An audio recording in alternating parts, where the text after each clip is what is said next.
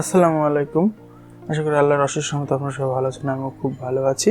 So আজকে সম্পূর্ণ নতুন একটা ভিডিও নিয়ে আপনাদের সামনে হাজির হলাম। আজকে একটি ওষুধের রিভিউ করছি। এই ওষুধটি মূলত ডায়াবেটিসের ওষুধটির নাম ইনফরমেট। এটি বেক্সিমকো ফার্মাসিউটিক্যালের ওষুধ, আর এটার জেনেরিক নাম হলো মেটাফরমিন।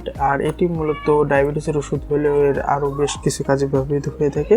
আগে কথা বলে নিই, এই ওষুধের অনেকগুলো ভেরিয়েন্ট আছে আমাদের বাজারে, যেমন 500 এমজি এক্সআর একটা আছে, 700 এমজি একটা আছে, 1000 এমজি আছে, 800 এমজি একটা আছে এবং 800 এমজি এক্সআর আছে। আর এই ওষুধটার দাম তুলনামূলকভাবে কম। আমার হাতে যে ওষুধটা দেখতে পাচ্ছেন 500 এমজি 3 টাকা পিস পার পিস। আর যেখানে এই একই ওষুধ এবং একই জেনেরিক নামের একই ওষুধ, একই উপাদান দিয়ে তৈরি ওষুধ স্কোয়ারের যে কমেট ওষুধটি আছে, এটার ভিতরে ডিফারেন্স শুধু 1 টাকা ডিফারেন্স, তাছাড়া কার্যকারিতা সবই এক। এখন কথা বলছি যে ওষুধটি কোন কোন ক্ষেত্রে ব্যবহার হবে এবং কোন কোন ক্ষেত্রে ব্যবহার করা উচিত নয়।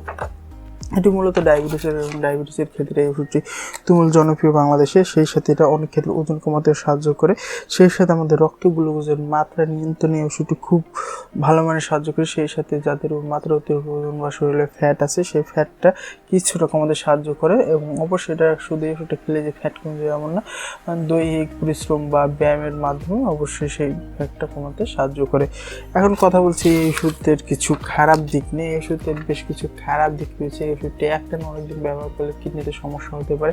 গর্ভবতী এবং শিশুদের ক্ষেত্রে এই ওষুধটি ব্যবহার করা একদমই উচিত না, যদি না কোনো বিশেষজ্ঞ ডাক্তার সাজেস্ট করে। বিশেষ করে যে সব গর্ভবতী মায়ের আছে, এই ওষুধ একটা অনেকদিন ব্যবহার করার ফলে গর্ভের সন্তানও নষ্ট হতে পারে।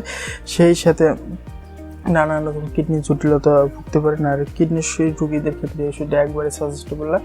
যারা কিডনি রোগী আছে, তারা যদি কখন ডায়াবেটিসে আক্রান্ত হয় বা ডায়াবেটিসে আক্রান্ত হয়েছে এবং পরবর্তী কিডনির সমস্যা হয়, তাদের ক্ষেত্রে আমি সাজেস্ট করবো এরকম ওষুধ সেবন না করে সরাসরি ইনজেকশন বা সিরিঞ্জ পদ্ধতিতে চলে যাওয়ার জন্য, যেখানে একটু ব্যয়বহুল হলেও অনেকটা সেফলিভাবে তার কিডনিকে সুরক্ষা দিতে পারবে। এখন কথা বলছি এই ওষুধটির কিছু সাইড এফেক্ট। এই ওষুধের বেশ কিছু সাইড এফেক্টের মধ্যে একটা হলো ঘুম কম হতে পারে। এই ওষুধটা অনেকদিন সেবনের পরে ঘুম কম হতে পারে। কারো ক্ষেত্রে মুখ বা গলা শুকিয়ে যেতে পারে, আবার কারো ক্ষেত্রে দেখা যায় মুখ গলা শুকিয়ে গেছে কিন্তু জিভে হিউজ পরিমাণ লালা উৎপন্ন হচ্ছে। কোনো ক্ষেত্রে কিডনির সমস্যা দীর্ঘতর হতে পারে, প্রস্রাবে কষা বা প্রস্রাব হলুদ হয়ে যেতে পারে, পায়খানা কষা হতে পারে, কোন কোন ক্ষেত্রে ভাব হতে পারে। এইসব মূলত এই ওষুধের কিছু খারাপ দিক।